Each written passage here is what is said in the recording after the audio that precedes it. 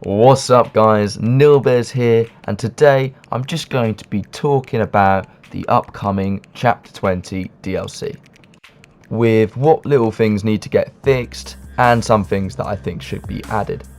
So, as you may be aware and have been getting excited for, the Resident Evil Chapter 20 DLC actually comes out in 2 days. I'm so excited, and I'm actually also very interested to see if they've changed anything, because even though the public test build, it was awesome, and even if they brought it just as that, it was a carbon copy, I'd be alright with that, I'd be okay with that. But I want to discuss what small things they could change just to improve the quality of life, and just what we could expect them to maybe change. Number 1, the vaccine. Now, just off the bat, I think the first thing that they probably should and probably will fix/change would probably be the vaccination animation. So you open your chest, you pick up the vaccine, dropping your item, and you start to bandage yourself whilst you're vaccinated. I believe it would be smoother and better if, sure, you visually see the vaccine when you pick it up, but don't drop whatever other item you're holding, because I don't think you're even intended to be able to take it out of the game anyway, like you have done in the games.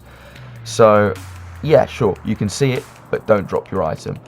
Also, yeah, I feel like there should be a more vaxing animation. Maybe you kind of crouch down and you visually kind of pump it in your arm and press your thumb down or something.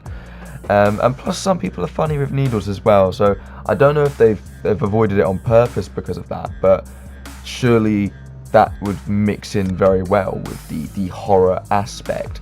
Take Until Dawn, for instance. Great game. You get asked all these questions of what things you're more scared of, and you have to choose between 2 options for about 20 different things throughout the game. And needles is literally, it comes up in 1 or 2 different options. So if people are generally scared of needles, and this is a horror game, why would they avoid a needle animation? And I mean, from a marketing perspective, from a money-making perspective, you can understand that they might not want to put a needle animation in with people on fear of needles, just because they want to make as much money and bring as much people in as possible. But this is a horror game, so they should have aspects of the game that are scary or might make people a little bit uncomfortable, and I think that's fair enough. So if they don't update that, it will definitely, for me, be a little bit disappointing. Number 2, zombies. Now, this quality of life fix would be a little bit more subjective. Some people might like it, some people not. I just thought this would be a really cool fix or update they could do. So 2 zombies, I get it, people are saying zombies are annoying, you know, they're strong. They're not strong. I mean, I played the PTB, they're definitely not strong. But don't get me wrong, if you do get too close, they attack you very fast, and they can slap you up pretty good if you give them half a chance. But they're by no means strong at all. Definitely useful, but I theorise with the idea of when survivors die on their final sacrifice, they come back as an AI zombie, as an extra obstacle for remaining survivors, which would just be a cool little effect that would add to Nemesis' potential snowball. It would be a really cool add, I think. It would add a bit more to his build, his power, and I think it would just be a lot more interesting seeing people that might have been your friends or randoms you were playing with trying to kill you. I just think it would be a really cool fix or update that they could do. I just think that would be a mega awesome update and fix they could do with zombies for Nemesis. I just imagine it, your friend who you tried everything to save but it didn't work out, or a random who you just left on the hook because you're just a douche. You left the random on the hook and gem rushed, and he becomes an AI zombie, and you're getting chased by Nemesis at the end of the game. He's watching, he's spectating, and his AI zombie that he can't control cuts around the corner, claps you, and he just gets his little bit of revenge. I just think it would be really funny and really cool, and if they added that to the game, I would absolutely love it. That would be my personal favourite update they could do for zombies by far. But if they don't decide to go down that path, something else I've theorised and thought about a bit, I'm sure other people have as well, is a way of adding zombies through your add-ons. Now, I'm pretty sure this is something a lot of people would have thought of, although I haven't actually seen it anywhere on YouTube on any content creators' content, so I thought I'd mention this. So if, say, you've got a purple add-on, you can add +1 zombie, and this slightly increases respawn time for zombies.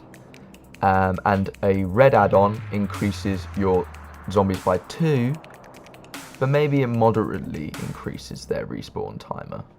I just think, you know, for zombies, it could be quite strong, so we wouldn't want to go down a route where it's a one-hit Hatchet Huntress or a Tombstone Myers. I don't like add-ons that are that strong, to be honest, but if they add like a fun aspect to the game, sure, you know, that's cool. But yeah, 2 zombies extra, that could be quite strong, but you know, you're not always going to have these red add-ons, you rarely will, and when you will, it will be a lot of fun. Not to mention, there only being 2 zombies in a zombie game series is a little bit underwhelming. And honestly, if they do increase respawn timer at the same time as adding 1/2, I really think that could be enough of a nerf to counter the buff for it to not be too strong. Number 3, Invisible Wall. Another small fix that they definitely need to implement. Now, this is not something that will make the game more pretty or exciting. It's just something that just needs to be fixed. So there is a invisible miniature wall about 2 foot wide right beneath this hook. So if you're playing killer and you're trying to hook someone, it would be a nightmare at times.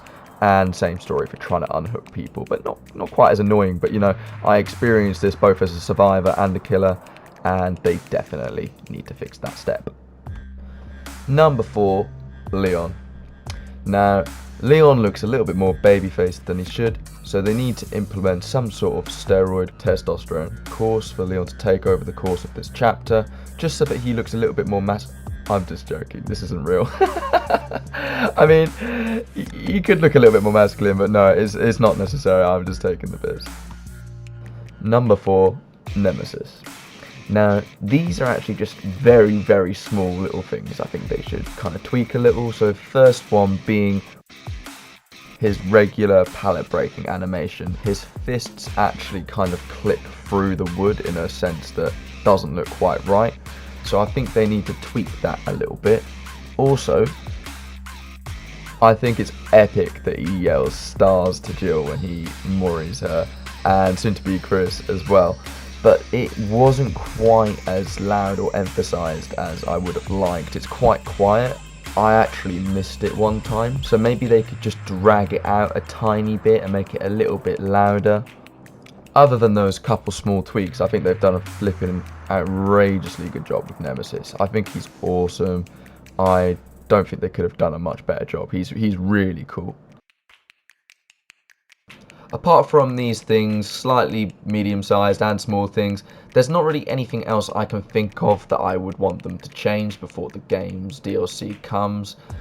To be honest, I think they've done a really good job with this DLC. This is the most excited I've been for any chapter to come to the game by a fair bit. I am a Resident Evil fan. I started on the 4th game and I played through 4 till 7.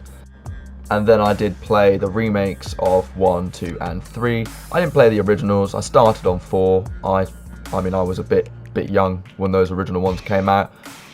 So yeah, I started on 4 on the GameCube and PS2. And yeah, I went back to the remakes 1, 2 and 3, which were all great, especially 2 in my opinion. So that concludes the little adds and fixes. I would have them change before this comes to the game in a couple of days if they haven't already, or what I would just think would be cool changes. So if you enjoyed this video, guys, please do smash that subscribe button. I really appreciate the support, and I will be bringing much more Dead by Daylight content to this channel. And other stuff as well here and there. And if you're feeling generous, hit the like button and give me a comment. I'm always interested to hear feedback, whether it's constructive criticism or just what you liked about the video.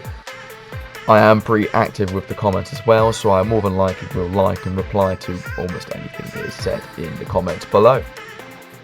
But with all that said and done, guys, thanks again for watching. Please do take care, have a lovely rest of your day. Peace out, and I'll see you in the vlog.